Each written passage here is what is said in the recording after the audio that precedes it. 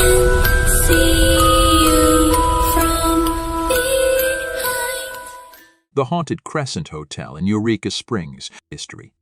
Perched on the crest of West Mountain above the Victorian village of Eureka Springs, Arkansas, is the historic 1886 Crescent Hotel SBA. The 78-room resort hotel is not only known as one of America's most distinctive and historic destinations, but also renowned for a bevy of spirits that are said to continue to walk upon these palatial grounds. Built by the Eureka Springs Improvement Company and the Frisco Railroad, the hotel was designed by Isaac L.N. Taylor, a well-known Missouri architect who had designed several famous buildings in St. Louis. 27 acres at the north end of West Mountain was chosen for its majestic location overlooking the valley. It was an important time in Eureka Springs history as the healing waters of the Ozarks had become well-known nationwide. People from near and far were swarming to the area in hopes of curing their ailments and easing their pains. The Crescent Hotel spa developers planned to take advantage of these many travelers by building the most luxurious resort in the country. Powell Clayton, a former governor of Arkansas from 1868 to 1870, formed the Eureka Springs Improvement Company to take advantage of this prosperous period. Along with several other investors, the Frisco Railroad joined in on the plan, knowing that the resort could only spur their business. Numerous stonemasons were brought in from Ireland to begin the construction in 1884 due to the density of the magnesium limestone used to build the hotel. Special wagons were constructed to move the massive pieces of stone from the quarry site on the White River, designed in an eclectic array of architectural styles. The masons built 18-inch walls, several towers overhanging balconies, and a massive stone fireplace in the lobby. As construction continued for the next 2 years, more and more workers were hired as electrical lights, modern plumbing, steam heating, an elevator, extensive landscaping, and luxurious decorations and amenities were built into the hotel. Ultimately, the hotel cost $294,000 to build, an extremely extravagant amount for the time. In 1886, the grandiose Crescent Hotel opened amid much fanfare. The local Eureka Springs Times-Echo called it America's most luxurious resort hotel. Notables from across the country attended its grand opening, including a gala ball, complete with a full orchestra and banquet dinner for 400 celebrants, offering large airy rooms with exquisite furnishings, a dining room that once seated more than 500 people, and outside amenities that included a swimming pool, tennis courts, and croquet. Among a beautiful landscape of flower gardens, winding boardwalks, and gazebos, the luxury of the hotel was unmatched at the time. Immediately, the well-to-do of the nation began to flock to the luxurious resort hotel as liveried footmen met them at the Frisco depot before transporting them to the inn. Once there, the guest could enjoy the healing waters of the spa and a stable of 100 sleek-coated horses, tea dances in the afternoon, and elaborate parties every evening with a full in-house orchestra. However, the prosperity was not to last. After the turn of the century, people realized that the acclaimed healing waters didn't have the curative powers that the hotel and the city were known for. Little by little, people stopped coming to the beautiful resort. From 1908 to 1924, the building was utilized as the Crescent College and Conservatory for young women, but continued as a summer resort.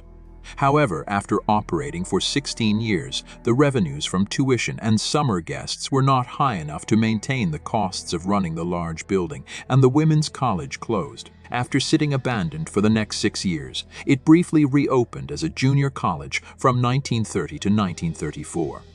In 1937, Norman Baker arrived on the scene and bought the aging hotel to open a cancer hospital and health resort, advertising miracle cures that required neither surgery nor painful, extensive tests.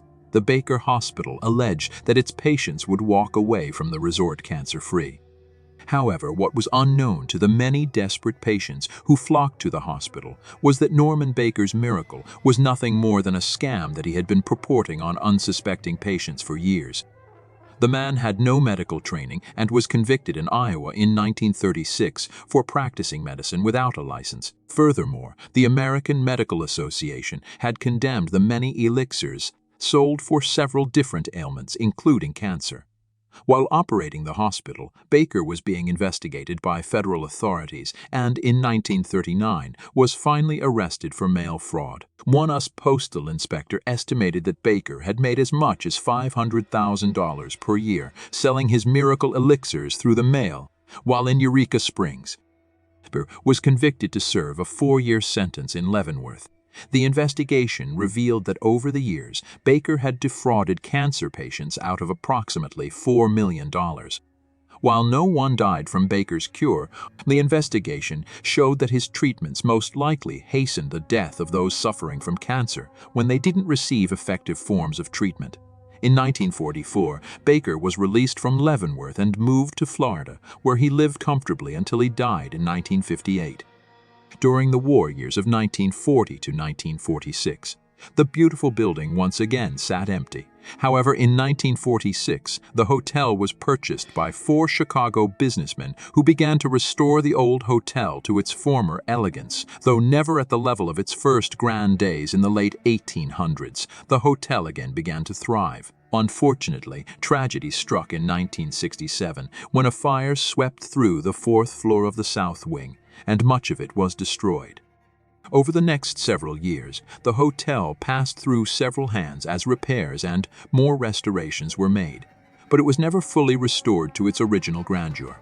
However, this all changed in 1997 when Marty and Elise Roenick purchased the historic inn. In May 1997, the couple announced, "In 5 years, we pledge to have this grand lady of the Ozarks back to where she was 100 years ago." But Ozark residents, having heard these promises too many times before, were skeptical. That year, the Roenicks began to rebuild the spas and opened a 6,500-square-foot new moon spa, including Vichy showers, a hydrotherapy tube, a sauna, massage and therapy tables, tanning beds, and exercise equipment. The next major project was to restore the hotel's skyline destroyed in the 1967 fire, costing well over $1 million. The 3,500-square-foot penthouse, original center observation tower, and the 200-pound, 24-foot-tall crescent moon weather vane were restored. In the meantime, restorations of the guest rooms, lounges, electrical and plumbing, and landscaping were also ongoing. On September 6, 2002, Roenick's bold announcement became a reality. After $5 million in renovations, the Grand Hotel had been fully restored to its original stately glory. Hauntings. Today, the Crescent Hotel is one of the most visited hotels in the South. With its long and extensive history, it is also known to be one of the most haunted places in the Ozarks. Staff and guests alike tell stories of several ghosts that are still said to inhabit the old hotel. The most often cited apparition is a red-haired Irish stonemason who the staff has dubbed Michael. Allegedly, Michael was one of the original masons who worked on the hotel's building in 1885.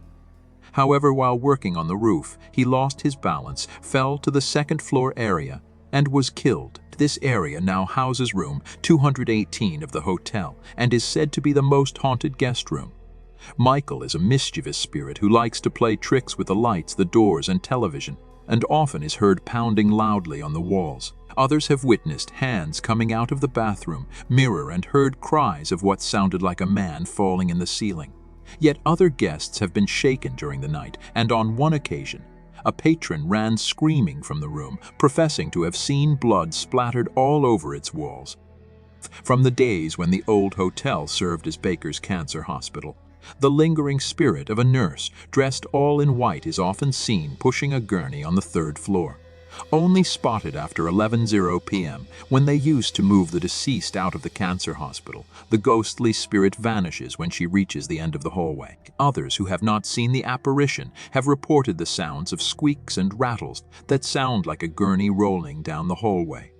During the 1930s, this area was used as the morgue and even today still houses Dr. Baker's old autopsy table and walk-in freezer. The laundry area is also located on the 3rd floor, where a hotel maintenance man once witnessed all of the washers and dryers inexplicably turning on by themselves in the middle of the night.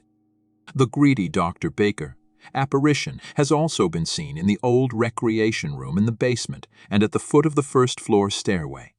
Dressed in a purple shirt and white linen suit, and looking somewhat confused, the apparition appears identical to old photographs of the infamous quack. For a time, the antique switchboard continued to be utilized in the hotel, but when it continually received phone calls from the otherwise empty basement, the old switchboard was discontinued. It was here in the basement that Dr. Baker's hapless patients were often convinced of his miracle cures and handed over their life savings for the treatment. Another remnant of these old hospital days is a ghostly figure who calls herself Theodora. Most often seen by housekeepers in room 419, Theodora courteously introduces herself as a cancer patient before quickly vanishing. In the lobby, a gentleman dressed in formal Victorian clothing, complete with a top hat, has often been spotted at the bottom of the stairway and sitting at the bar. Described as distinguished-looking with a mustache and beard, many have claimed to entice him into a conversation. However, he sits quietly and never responds before he suddenly disappears. The hotel's crystal dining room is another place in the hotel that is said to contain frequent paranormal activities. Here, other Victorian-dressed apparitions have often been encountered.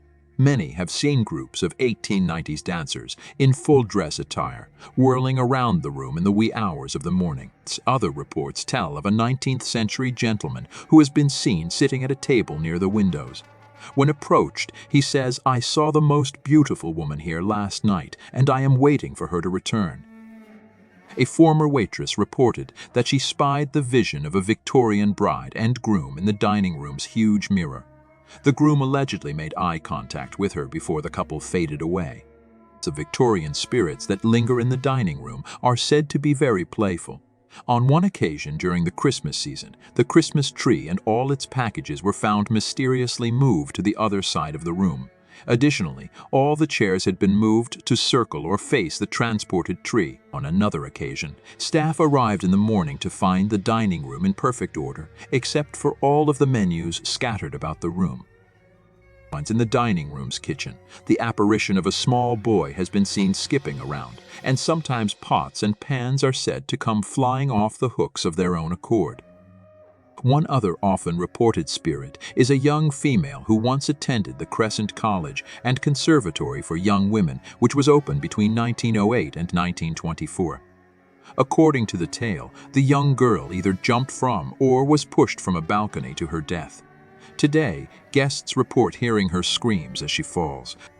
Other apparitions have been sighted in room 202 and room 424, as well as a ghostly waiter carrying a tray of butter in the hallways. Whether you visit the historic Crescent Hotel to get a peek at one of its many spirits or want to experience its long history and luxurious accommodations, you will certainly not be disappointed. Today, the fully restored hotel creates an ambience that has transcended time while providing all the amenities that the modern-day traveler requires. Surrounded by 15 acres of formal gardens and nature trails, the hotel offers 72 guest rooms, many with their balcony, and 12 luxury suites throughout the building. The New Moon Spa features a full menu of treatments, a salon, and a wellness program.